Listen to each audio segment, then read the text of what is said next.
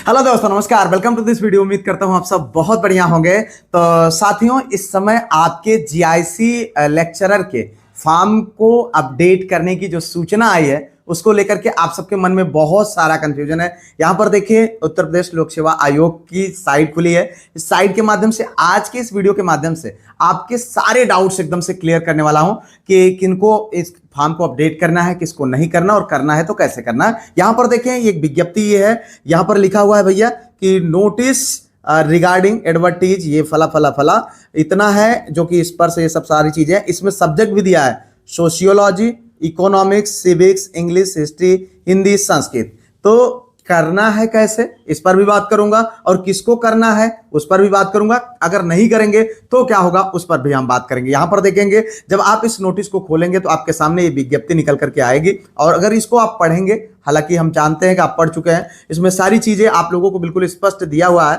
इसका जो सबसे अंतिम पैरा है ये सबसे इंपॉर्टेंट है। इसमें लिखा हुआ है, अतः अभ्यर्थियों को निर्देशित किया जाता है कि दिनांक 17/3/2026 से 27/3/2026 तक आवेदित किए गए सभी विषयों के सापेक्ष, जी हां, सभी विषयों के सापेक्ष, दिया तो 7 विषय है लेकिन बोल रहा है सभी विषयों के सापेक्ष सूचना अपडेट करना सुनिश्चित करें, अन्यथा विशिष्ट योग्यता वाले पदों हेतु उनके भी आवेदन पर विचार किया जाना संभव नहीं है। जी हां, अब हम आपको लेके चलते हैं एक पीडीएफ, ठीक है।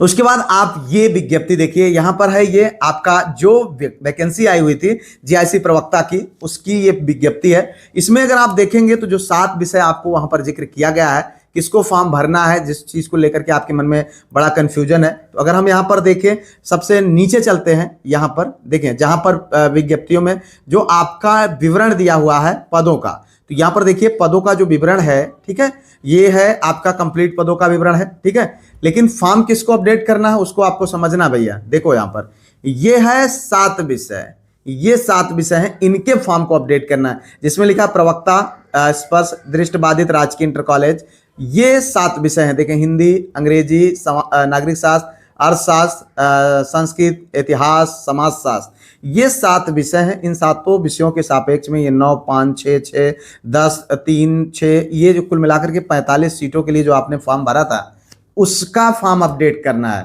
ठीक है। ना कि आप जो ये फॉर्म भरे हुए हैं, सामान्य जो फॉर्म भरे हैं उनका, ठीक है। इनको नहीं अपडेट करने की जरूरत है, इस बात के लिए आप बिल्कुल निश्चिंत रहिए। आपको, अगर आपने इन पदों के लिए, ये जो पद हैं, ठीक है, जिनके लिए एक विशिष्ट एलिजिबिलिटी होती है, यहां पर देखिए ये सारी चीजें हैं जो विशिष्ट एलिजिबिलिटी होती है, इसमें स्पेशल आपका बीएड या स्पेशल प्रकार की जो आपका क्वालिफिकेशन है, जिसके अंतर्गत आप इन दिव्यांग बच्चों को पढ़ाने के लिए एलिजिबल होते हैं, उस फॉर्म को आपको अपडेट करना है। बाकी बेवजह आपको किसी के बहकावे में नहीं आना है, ना ही किसी भी तरीके से परेशान होने की जरूरत है, ठीक है। अगर इनके लिए आपने फॉर्म भरा है तब तो अपडेट कर दीजिएगा, अन्यथा कोई जरूरत नहीं है। उम्मीद करता हूं एकदम क्लियर कट चीजें आपको समझ में आई होंगी।